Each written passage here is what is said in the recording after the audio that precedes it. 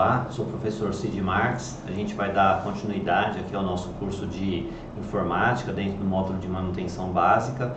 E antes de qualquer coisa, eu preciso que você entenda que lá no final do bloco anterior, a gente estava falando sobre o setup, sobre como que ele leva as informações ao sistema operacional, o que é um sistema operacional, e esse sistema operacional, pela maioria das vezes, ele precisa ser instalado. Então, quando você diz que um sistema tem que ser instalado, significa, se ele está numa mídia externa, ele tem que ser trazido para a mídia interna, né? Ou seja, para aquele disco de armazenamento de dentro do seu computador. A partir dali, ele vai ser encontrado, ele vai ser carregado, aquele chamado kernel, ou seja, aquele núcleo de funcionamento do computador, tá certo? A partir daí, é importante que você saiba que transferir a informação não é simplesmente copiar e colar como a gente está habituado. A gente sempre fez isso, copiar e colar, né? Agora isso muda um pouco, porque você precisa instalar. Então, quando você vai instalar, você precisa primeiro de tudo saber como é o disco, como é o HD, como é o SSD,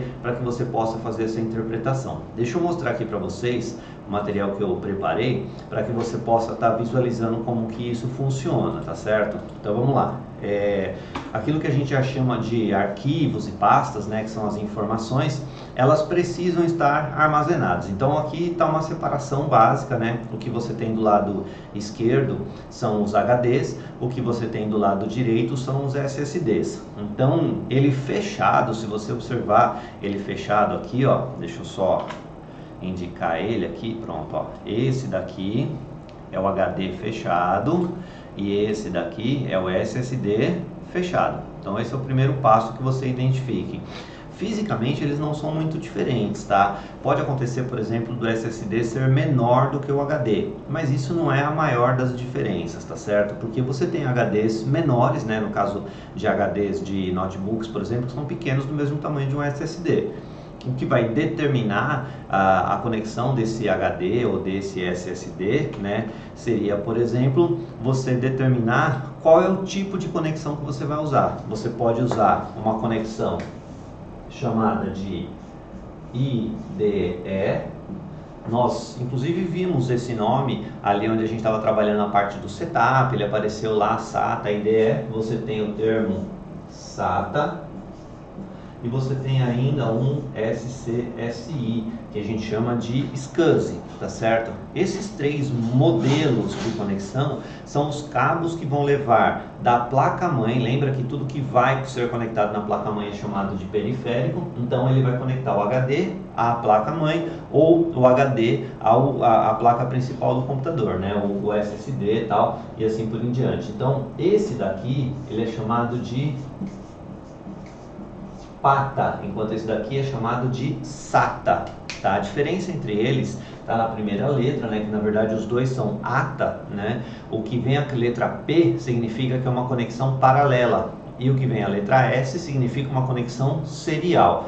É uma lógica para aumentar a velocidade de transferência de dados. Então podemos dizer, por exemplo, que um HD chamado de IDE, que está conectado a uma porta PATA, né, significa que ele é mais lento do que um HD, por exemplo, conectado numa porta SATA, né? A porta SATA vai permitir uma maior troca de informações na maior velocidade, significa que o seu computador vai acabar ficando um pouco mais rápido. Então esse é o primeiro passo, tá?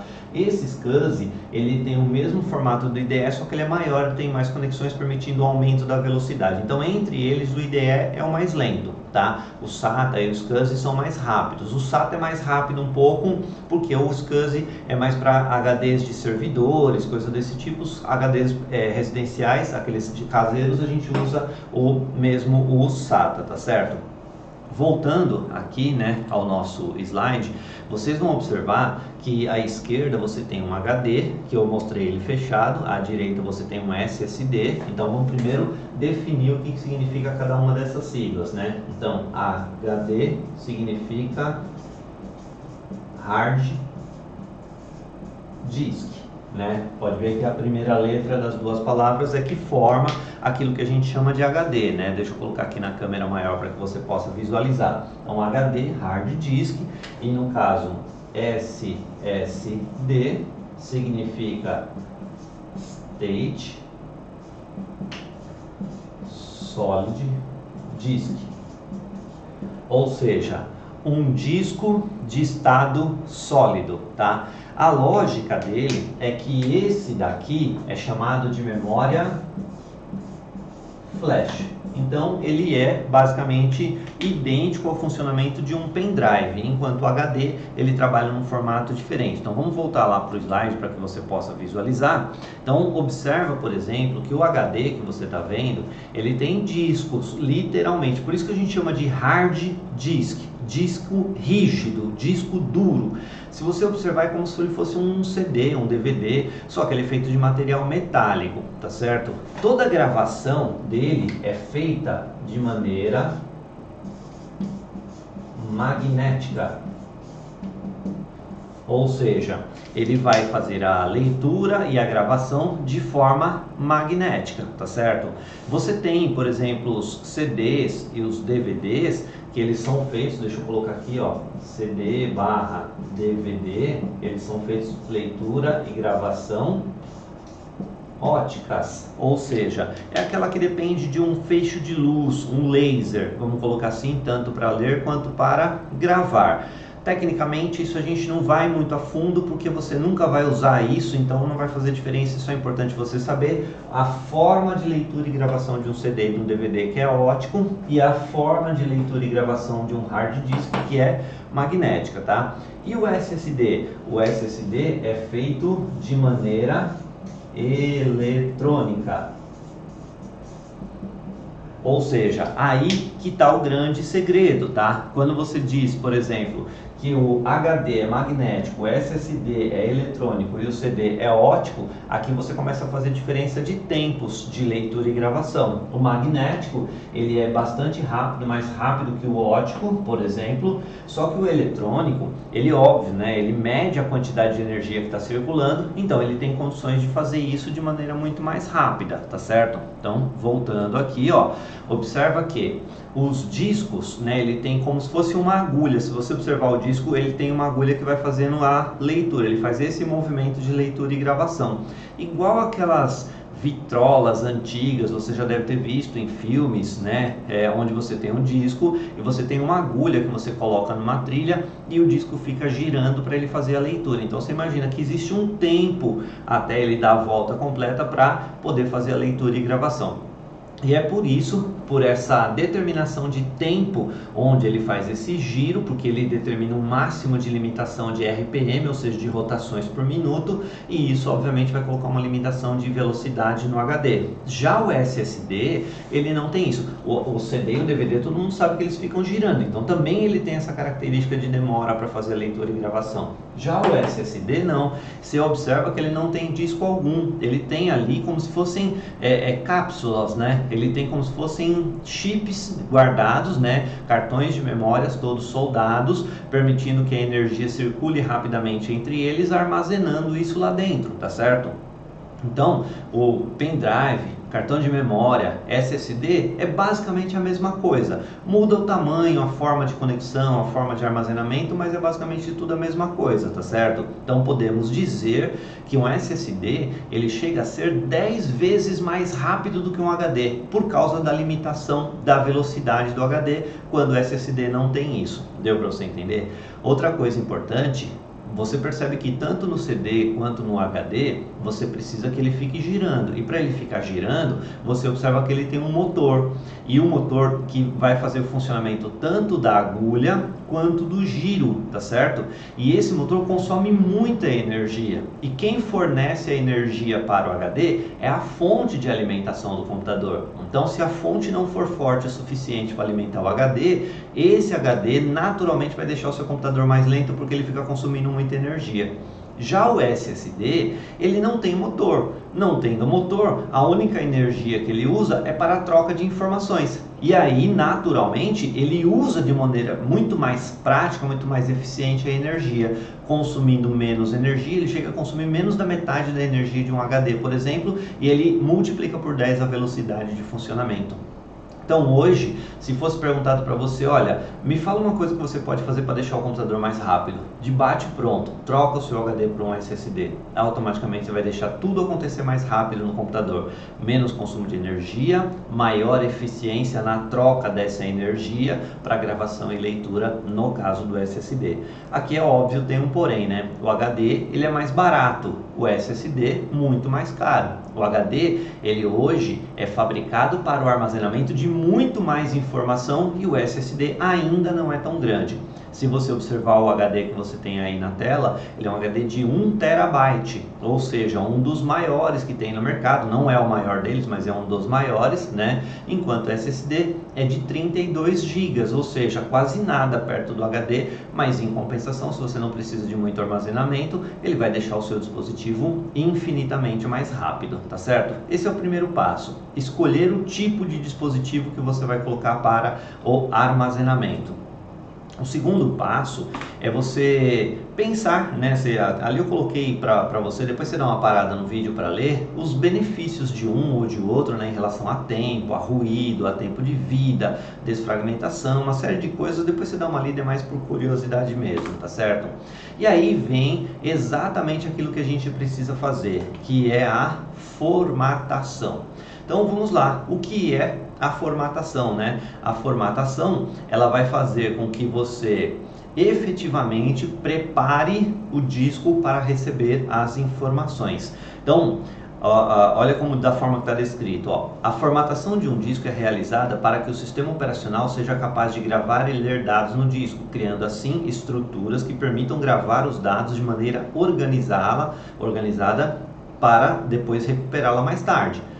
A formatação lógica não altera a estrutura física do disco. Então aqui já fica uma dica para você, ó. A formatação lógica, ela é diferente da formatação física. A formatação física ela vem de fábrica, tá? Já vem pronto de fábrica. A formatação lógica é como se você estivesse preparando o disco para receber. Quando a gente fala de formatação, o cuidado que eu quero que você tenha é que a gente sempre, na vida toda, falou o seguinte: o meu computador, sei lá, tá com problema, tá lento, tá travando, vou formatar para começar tudo de novo. Usando a lógica de que a formatação serve apenas para apagar tudo. E não é isso, tá? A formatação realmente ela apaga tudo se tiver, mas não é o objetivo dela. Formatar significa preparar o disco para receber uma informação com um chamado sistema, né? Esse sistema de arquivos que a gente diz. É como se fosse uma linguagem, como se você estivesse falando para o HD ou para o SSD. Olha, eu quero que você entenda que a linguagem que eu vou usar é o Windows. Então, é como a gente na vida, a gente usa o português, inglês, francês, espanhol. Os computadores, eles usam linguagens de sistema. Então, cada sistema operacional usa uma linguagem diferente. Então, quando eu formato ele, eu estou formatando dizendo, olha, eu vou usar o Windows. Então, você aprenda a falar e ler sobre o Windows. Se eu vou usar o Linux, aprenda a falar e ler sobre Linux. Cada sistema tem uma formatação diferente, justamente essa é a lógica da formatação. Uma dica: se eu pretendo colocar 2 sistemas no meu computador, aí você vai ter um problema, porque veja só, vamos imaginar que o seu disco seja isso daqui, ó. É óbvio que ele não, você percebeu, ele não é quadrado, né? Mas vamos imaginar que você está olhando para o seu disco. Quando você diz formatar, você está falando, eu quero pegar o todo e deixar ele pronto, preparado para que ele possa receber as informações, ok? Só que se eu quiser colocar outro sistema, eu preciso que ele entenda que o kernel está aqui dentro. E quando lá no setup eu fiz uma pergunta, onde é que está o sistema operacional, e a minha resposta foi no disco C, significa que ele vai procurar aqui dentro um kernel, ou seja, um núcleo do sistema operacional. Se eu tiver 2 ali, ele não vai conseguir achar. Então, é impossível eu carregar 2 sistemas ao mesmo tempo. É impossível, por exemplo, eu ter 2 sistemas no mesmo disco. O que eu posso fazer é, na formatação, cortar esse disco de maneira lógica, ou seja, dividir ele em partes, fazendo com que essa parte inicial se mantenha como C, que é o que a gente viu, e essa segunda parte ela seja identificada como D. Fisicamente eu tenho um disco só, mas logicamente eu tenho dois discos. Por isso que ele fala de formatação lógica, você entendeu? Quando você fala de formatação lógica, significa dizer que eu separei o meu disco para que uma parte receba um sistema operacional. Por exemplo, essa parte aqui eu quero que ela receba o Windows. E eu quero que essa parte receba o Linux. Então, se eu quiser carregar o Windows, lá no setup eu indico que o meu sistema está no C. Se eu quero carregar o Linux, eu indico que o meu sistema está no D. Ainda existe uma forma de você lidar com isso, que a gente não vai aqui aprender, não é o fato, tá? Ele se chama Dual Boot, que é como se antes de carregar o sistema, lá no setup, eu deixe o seguinte: o meu sistema está no disco, pronto, ou seja, ele não especificou em qual disco. E aí, quando ele vai carregar, ele para e te pergunta: olha, encontrei dois sistemas, qual deles que você quer carregar? E aí ele aparece duas linhas numeradas, né, número 1 e número 2. Então, o número 1 vai estar o disco sistema que está no disco C, e na segunda linha o sistema que está no disco D. Então, você só seleciona o número e ele carrega o sistema que você deseja. Então, eu até posso ter dois sistemas no mesmo disco, desde que estejam separados. Deu para entender? Existe o chamado fator dual boot, ou seja, aquele que te pergunta qual sistema que você vai carregar, ou lá diretamente no setup você configura qual que você quer que carregue sem ter que se faça pergunta nenhuma, tá certo?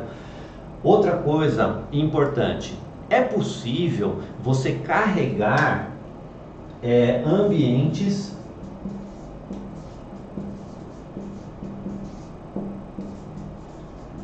virtuais. O que é um ambiente virtual? Um ambiente virtual seria o seguinte: vamos supor que você carregou o Windows, o seu sistema lá, o seu disco está formatado para o Windows, tá? Então o setup foi indicado que você carregaria o Windows, está tudo certinho, carregou o Windows. Só que quando chegou lá no Windows, você vai abrir uma janela de um ambiente virtual. Ou seja, é como se você estivesse abrindo uma janela para sair do sistema e buscar alguma coisa que está lá fora, tá certo? A partir dali você fala: olha, agora eu quero carregar o Linux. Então ele vai carregar o Linux em uma janela do Windows. Aí é diferente, ele não carregou os dois sistemas ao mesmo tempo. Ele carregou um ambiente virtual para que dentro de uma janela do Windows você veja o Linux. Aí sim você consegue ver os dois, mas aí você só faz isso em ambientes virtualizados.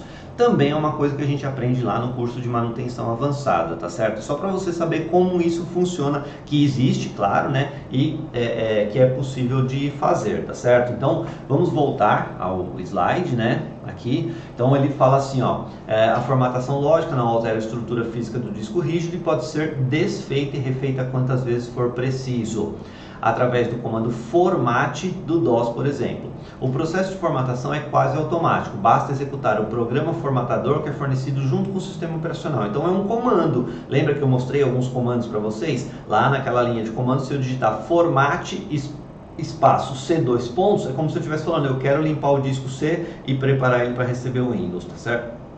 Aí, quando um disco é formatado, ele é organizado à maneira do sistema operacional, como se fosse aquela linguagem que eu disse a vocês, tá? Preparado para receber dados. A esta organização damos o nome de sistema de arquivos. Então vamos lá. Aqui você vai ter o chamado sistema de arquivos. E esse sistema de arquivos, ele é como se fosse uma lista de regras de como vai funcionar o armazenamento das informações do seu computador. E esse sistema de arquivos, ele não é tão fácil de você imaginar ele. Eu tentei de todas as formas chegar a um denominador, ou seja, uma forma de você ler e entender isso. Então vamos lá, ó. Então, na próxima tela aqui, ó, eu vou mostrar para vocês como que é feito. Então, ó, o que é um sistema de arquivos?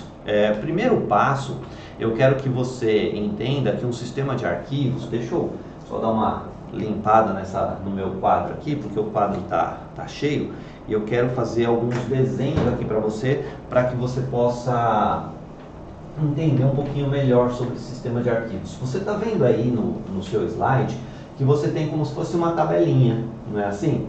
Eu particularmente não gosto muito do negócio de tradução, mnemônico, essas coisas, eu não sou muito fã não, tá? Mas Essa tabela é a maneira mais prática que você tem de lembrar o que é um sistema de arquivos, tá? Olhando para essa tabela, você vai descrever, né, o que ela significa. Então vamos lá.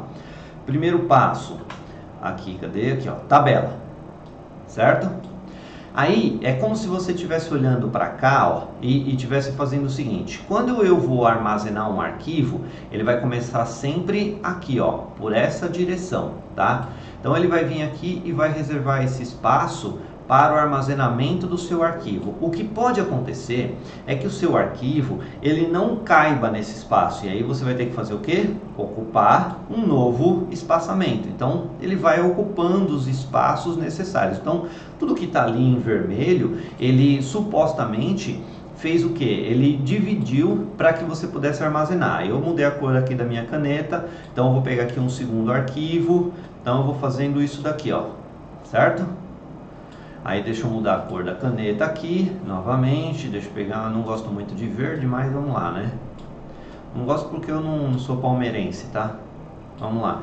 Aí novamente, vou pegar aqui, mudar a cor da tinta da caneta de novo, e aí eu vou fazendo assim a distribuição. Então, o que você está imaginando? Que cada cor dessa representa um arquivo diferente distribuído, tá certo? Vai chegar um momento que você vai precisar apagar um determinado arquivo. Então você vai vir aqui, ó, e vai apagar esse arquivo. Repara que ele vai ficar um buraco ali. Lembra que ele está indo sempre pela ordem, tá? E aí vai chegar um momento que você vai precisar de outro arquivo, né? Aí esse outro arquivo, ele vai vir sempre a partir dessa posição aqui, ó. Ele vai começar a procurar. Tá vazio esse daqui? Não. Tá vazio? Não. Tá vazio? Não. Tá. Chegou aqui, tá vazio? Tá. Aí vamos supor que ele vai começar a gravar aqui. Só que eu só tenho 3 espaços vazios.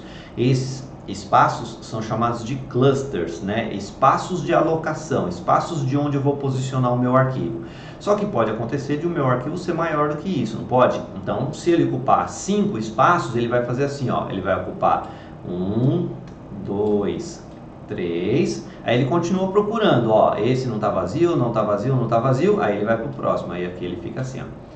E aí você começa a perceber que esses arquivos vão ficando chamados fragmentados, tá? Então esses arquivos chamados fragmentados, eles fazem o que? Eles se dividem, e sempre que o computador vai procurar um arquivo, ele começa a procurar por onde? Lá por aquele primeiro espaço. Então ele só vai parar de procurar quando ele achar o último pedacinho do arquivo. E é por isso que lá no Windows tem um recurso, né, chamado desfragmentador, que é justamente para reorganizar essas alocações, tá? Então quando a gente fala aqui, ó, tabela de alocação, é a forma como você distribui o quê? Os arquivos, porque tudo que você guarda no computador é justamente isso, são arquivos. Aí eu vou pegar o que? Eu vou pegar isso como se fosse uma frase, né, tabela de alocação de arquivos, e vou passar para o inglês.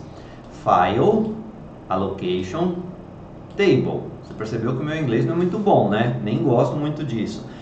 Aí você pega a primeira letra de cada uma dessas palavras e forma o termo FAT.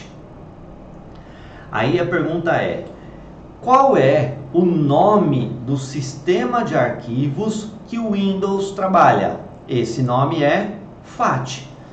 Nem parece tão difícil, né? Quando você associa, quando você lembra dessa regrinha, né, do FAT, então você tem lá o FAT, tabela de alocação de arquivos, lembra que nós falamos? Então você tem, ó, File Allocation Table, é a tabela de alocação de arquivos, tá?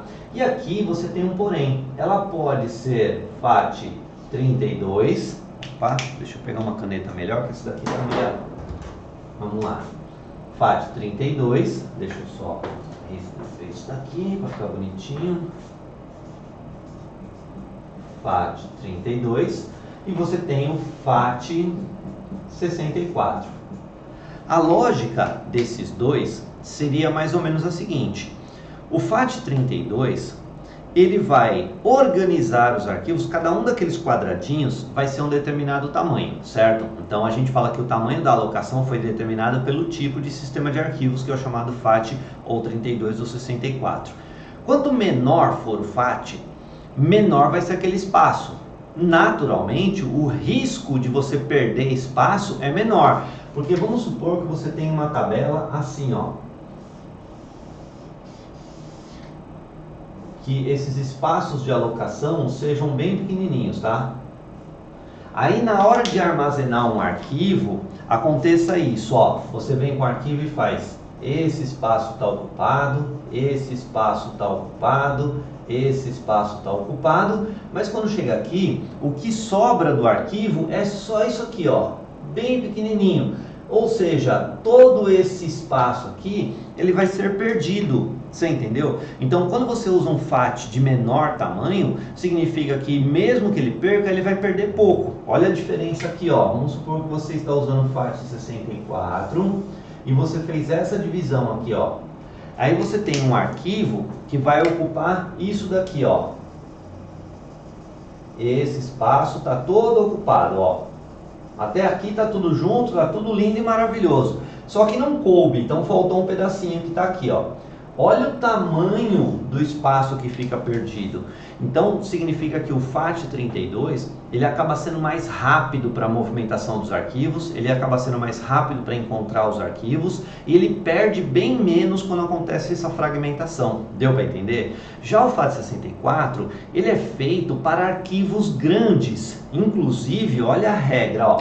O FAT32 ele só consegue armazenar arquivos até 4 GB. Ou seja, se você está armazenando uma planilha, um texto, uma foto, tá tudo ótimo.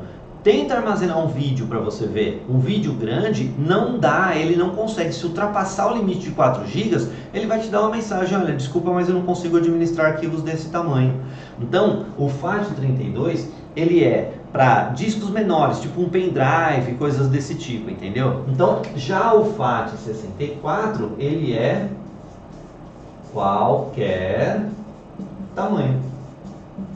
Não ficou mais fácil, né? Então o FAT64 só tem uma dica, tá? FAT64, lá no sistema operacional, ele não aparece com o nome FAT64, ele aparece com o nome EXFAT, tá certo?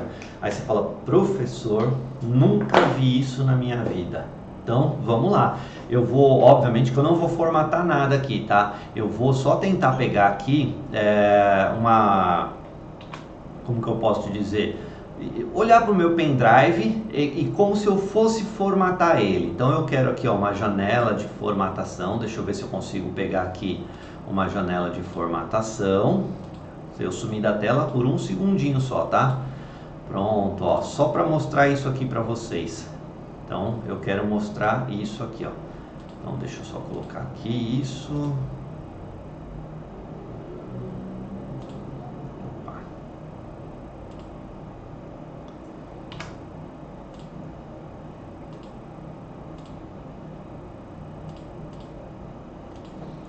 Pronto, aí eu fiquei aí. Vocês estão percebendo que eu vou fazendo na hora, né?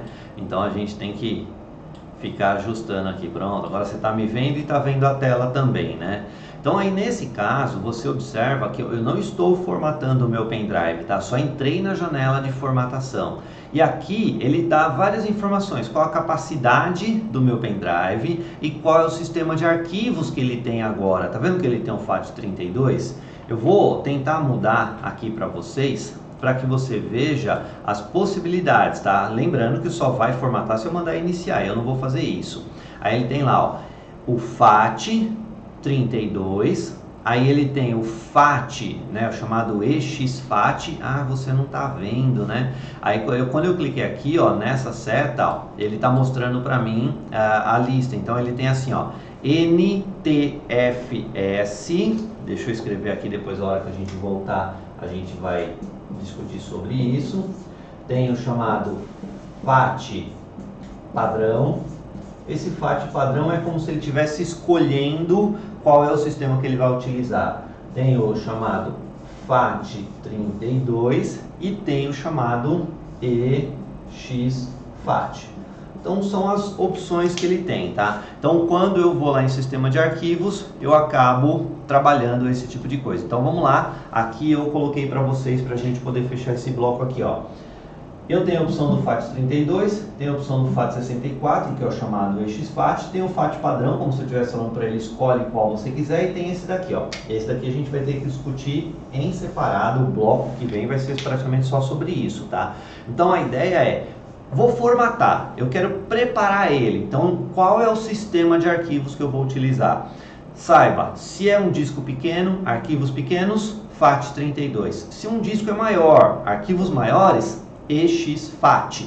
E o NTFS é basicamente para discos fixos, discos rígidos ou SSD, onde você vai colocar o sistema operacional e eu vou explicar o porquê já já, tá bom? Segura aí um minutinho que a gente já volta, vou só encerrar esse bloco, a gente já continua falando sobre isso, tá bom? Até já!